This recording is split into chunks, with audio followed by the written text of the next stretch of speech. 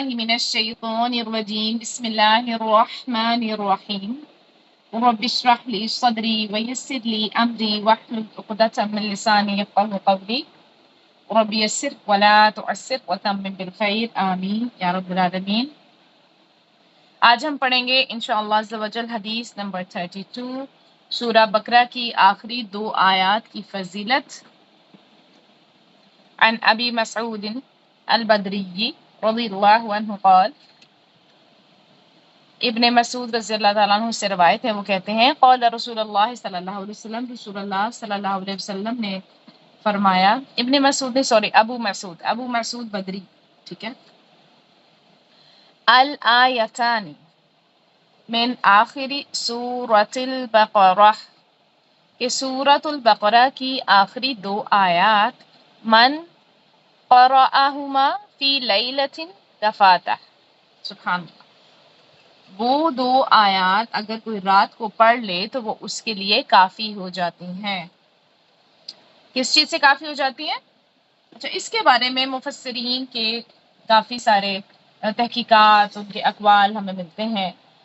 तो बेसिकली अगर उसको समराइज़ किया जाए तो काफ़ी होने का मतलब ये है कि ये आयत उस रात की तहज्जुद की नमाज की भी कायम मुकाम हो जाती है, ठीक है। या फिर ये कहा जाता है कि हर तरह की तकलीफ, परेशानी, जादू, नजर बद, हादसात, किसी भी चीज़ से उसके लिए ये माशाल्लाह दो आयत काफ़ी हो जाती हैं, सुभान अल्लाह। सूरह बकरा की आखिरी दो आयत, आयत नंबर 285 एंड 286, ये कुरान मजीद के उन अनमोल ख़जानों में से है जो अल्लाह ताला ने अपने प्यारे नबी हज़रत मोहम्मद सल्लल्लाहु अलैहि वसल्लम को अर्श मुअल्ला पर यानी मेराज के मौके पे बराह रास्त तोहफे में दी थी, सुभान अल्लाह।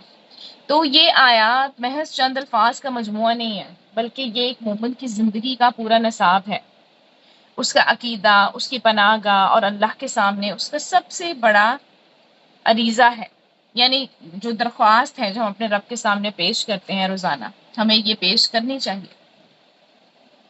ये आयत बहुत ज़्यादा अहम है। अगर हम इसके तर्जमे पे भी फोकस करें तो हमें पता चलेगा कि इसमें हम क्या कह रहे हैं। हम अल्लाह ताला से कुछ वादे करते हैं, हम अल्लाह ताला से अपने गुनाहों की माफ़ी मांगते हैं।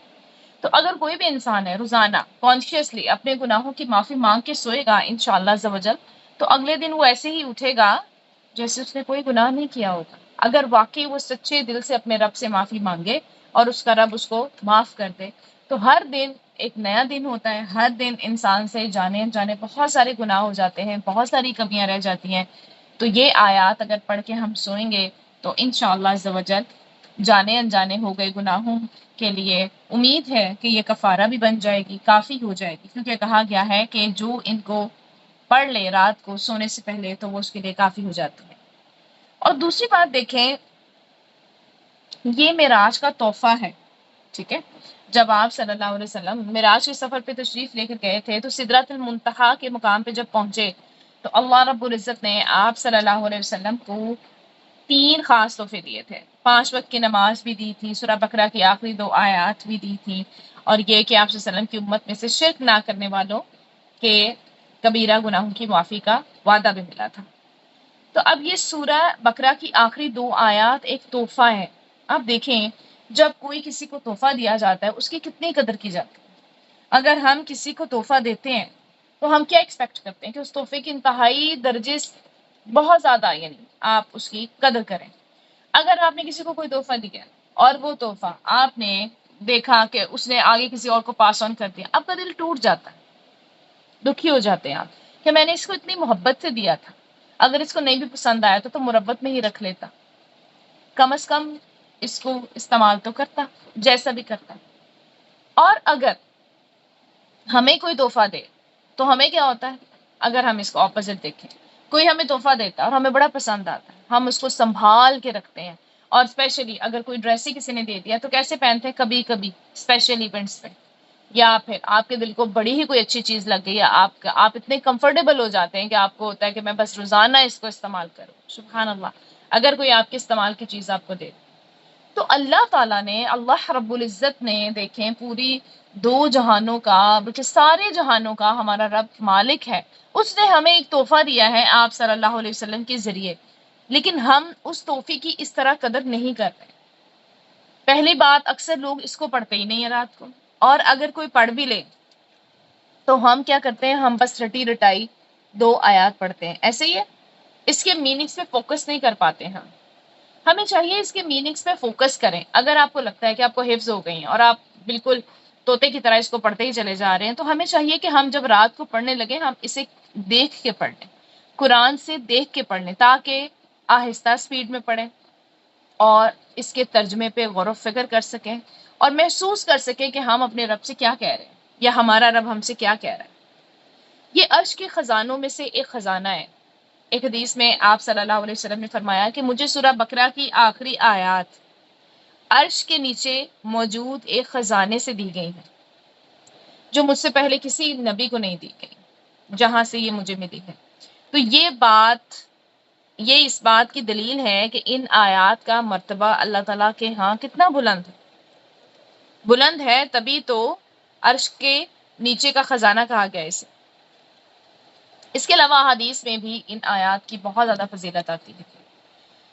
اسے نور کی خوشخبری کہا گیا ہے. ایک دفعہ حضرت جبرائیل علیہ السلام آپ صلی اللہ علیہ وسلم کے پاس بیٹھے ہوئے تھے کہ اوپر سے ایک زوردار آواز آئی. انہوں نے آسمان کی طرف دیکھ کر فرمایا، اور آسمان کا دروازہ ایسا کھلا ہے جو آج سے پہلے کبھی نہیں کھلا تھا، اور وہاں سے ایک فرشتہ بھی نازل ہوا جو زمین پہ پہلے کبھی نہیں آیا تھا. اس فرشتے نے آپ صلی اللہ علیہ وسلم کو سلام کیا اور کہا کہ آپ کو 2 ایسے نور مبارک ہوں جو آپ سے پہلے کسی نبی کو نہیں دیے گئے، ایک سورہ فاتحہ اور دوسرا سورہ بقرہ کی آخری 2 آیات. تو ان میں سے آپ جو بھی حرف پڑھیں گے آپ کی دعا قبول کی جائے گی. سبحان اللہ. تو نور کیا کرتا ہے ہمارے لیے؟ روشنی کرتا ہے، اور اس روشنی میں ہم کیا کرتے ہیں، ہم چلتے ہیں کس کی طرف؟ جنت کی طرف راستہ ڈھونڈ رہے ہوتے ہیں. اگر نور نہیں ہوگا تو ہم جنت کی طرف کا راستہ کیسے پائیں گے؟ ہمیں اس نور کی اشد ضرورت ہے، اور یہ نور ہمیں مل چکا ہے آپ صلی اللہ علیہ وسلم کی ذریعے سے، ان کے وسیلے سے ہم تک پہنچ چکا ہے. اب ہمیں اس کی قدر کرنی ہے.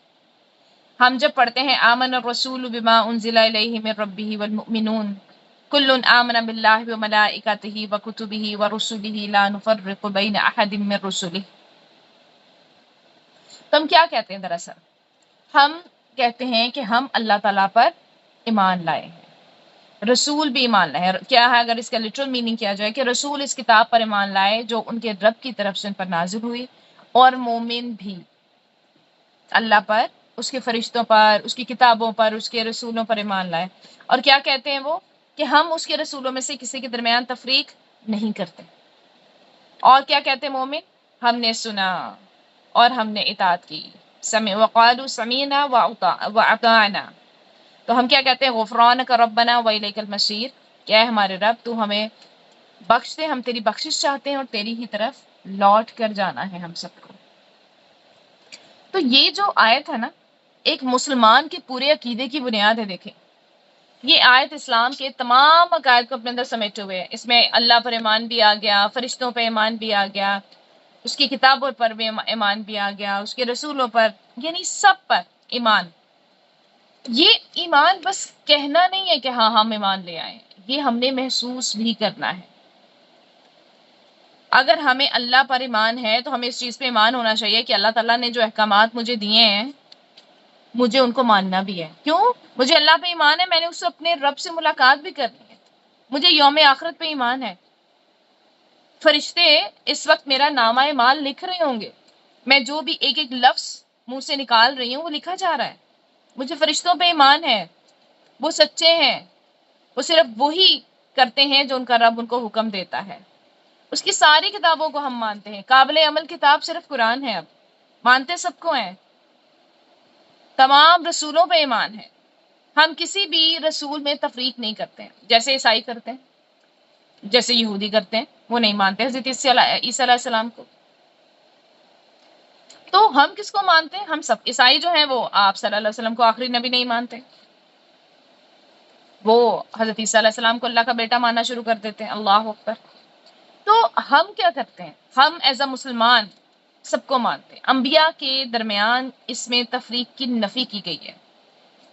اس لیے یہ آیت ہمیں کیا سکھاتی ہے کہ تمام انبیاء یعنی حضرت آدم علیہ السلام سے لے کر آخر الزماں آپ صلی اللہ علیہ وسلم تک یکساں ہیں ایمان کے معاملے میں۔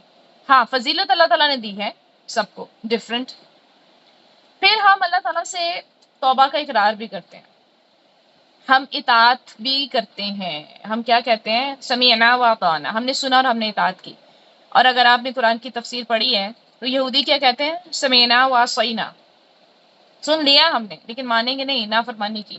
اور ہم ایز اے مومن سمیعنا و اطعنا، تو روزانہ رات کو اگر ہم یہ وعدہ کر کے سوئیں گے تو اللہ تعالیٰ سے جب اگلے دن جب اللہ تعالیٰ ہمیں اٹھائیں گے تو کیا ہم اپنا یہ وعدہ بھول چکے ہوں گے؟ نہیں، ہمیں یہ وعدہ بھولنا نہیں چاہیے۔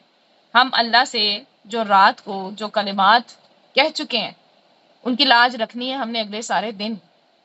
پھر بھی اگر کوئی جانے انجانے گناہ ہو گیا ہے تو پھر کیا کہنا ہے؟ غفرانک، ہم تیری بخشش چاہتے ہیں، ربنا والیک المصیر، کیونکہ تو ہمارا رب ہے۔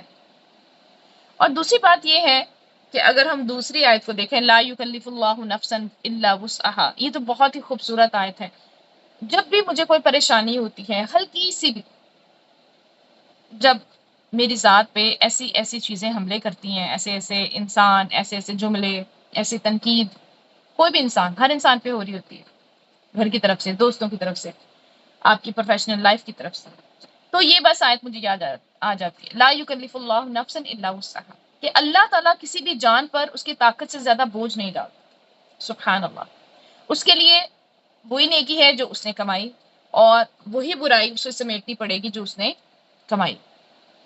تو پھر ہم اللہ سے دعا کرتے ہیں، ربنا، اے ہمارے رب، لا تؤاخذنا ان نسینا او اخطانا، کہ اے ہمارے رب اگر ہم بھول جائیں یا چوک جائیں تو ہماری گرفت نہ فرمانا۔ ولا ربنا ولا تحمل علينا اسرا كما حملته على الذين من قبلنا، اور ہم پر ایسا بوجھ نہ تو ڈال جو تو نے ہم سے پہلے لوگوں پہ ڈالا تھا۔ ربنا ولا تحملنا ما لا طاقت لنا به، اور ہم سے ایسے بوجھ نہ اٹھوا یا اللہ جس کی ہمارے اندر طاقت نہیں ہے۔ پھر ہم اللہ سے کہتے ہیں واعف عنا واغفر لنا وارحمنا انت مولانا فانصرنا علی القوم الکافرین، کہ یا اللہ ہم سے درگزر فرما دے، ہم بخش دے اور ہم پر رحم فرما دے، تو ہی ہمارا کارساز ہے، بس کافروں کی قوم کے مقابلے میں ہماری مدد فرما۔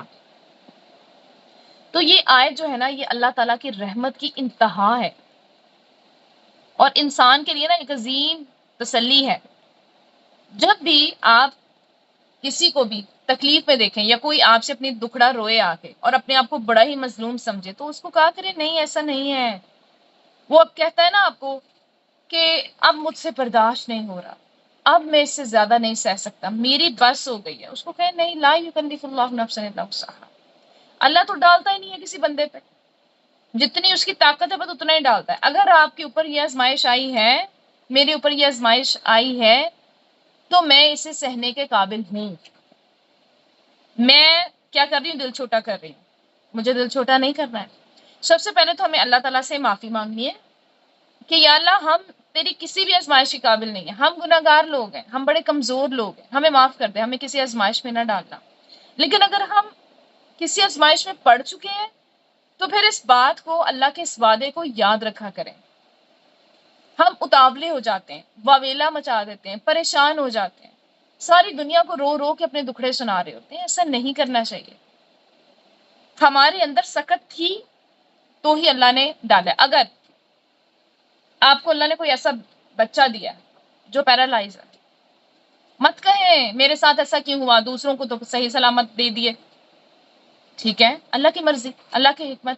آپ کے اندر اس کی خدمت کرنے کی صلاحیت موجود ہوگی، اس کو سنبھالنے کی صلاحیت موجود ہوگی تو اللہ نے آپ کو ایسی اولاد دے دی۔